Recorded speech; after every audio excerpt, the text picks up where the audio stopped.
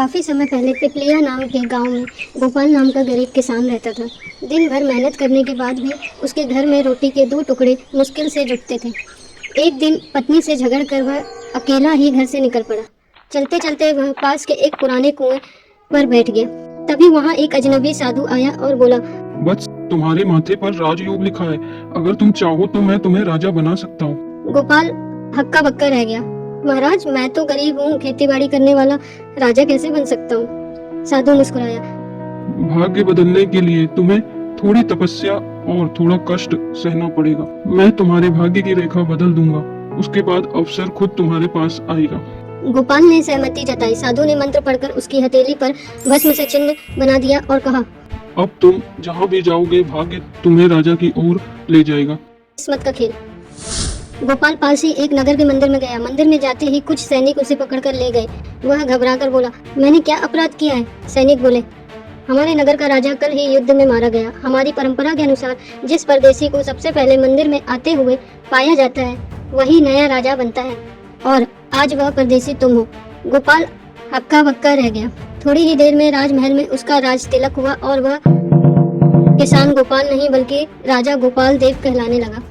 लालच और घमंड। राजा बनते ही गोपाल का स्वभाव बदल गया। उसने सोचा, अब मैं गरीब नहीं रहा, मुझे अपने पुराने घर परिवार को याद भी क्यों करना चाहिए। अब तो मैं राजकुमारी से विवाह करूंगा और बड़ा साम्राज्य बनाऊंगा। महामंत्री ने समझाया, महाराज, न्याय से राज्य चलाइए, प्रजा की रक्षा कीजिए। पर गोपाल देव को अब शक्ति का नशा चढ़ चुका था। उसने अनावश्यक कर बढ़ा दिए और पड़ोसी राज्य पर आक्रमण की योजना बना दी। पतन की शुरुआत। युद्ध हुआ, पड़ोसी राज्य की सेना हार गई और वहां की रानी व बालक युवराज कैद कर लिए गए। नगरवासी यह देखकर दुखी हुए और मंत्री सोचने लगा, हमने किसे राजा बना दिया, ये तो निर्दयी निकला। उधर साधु, जिसने गोपाल को भाग्य दिया था, यह सब देख रहा था। वह जानता था जो राजा अन्याय करता है उसका पतन निश्चित है। धोखे का परिणाम। एक दिन साधु पुनः गोपाल से मिला और बोला, राजन, अब तुम्हें एक परीक्षा और देनी होगी। सभी ब्राह्मणों को भोजन पर बुलाओ और उन्हें संतुष्ट करो, तभी तुम्हारा राज्य स्थायी होगा और तुम राजा बने रहोगे। लेकिन साधु ने गुप्त रूप से भोजन में ऐसी जड़ी डाल दी थी कि ब्राह्मण क्रोधित होकर उठ खड़े हुए और गोपाल देव को श्राप दे दिया, तुम्हारा राजभोग आज से समाप्त हो, हम तुम्हें श्राप देते हैं। अचानक सभा में हाहाकार मच गया। सैनिकों ने भी उसका साथ छोड़ दिया। कैद की गई रानी और युवराज को मुक्त कर दिया गया और जनता ने उसी रानी को नया शासक बना लिया। अंत।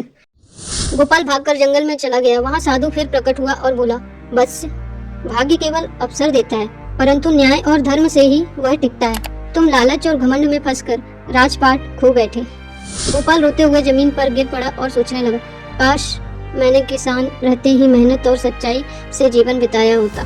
Thanks for watching. Please one like and subscribe.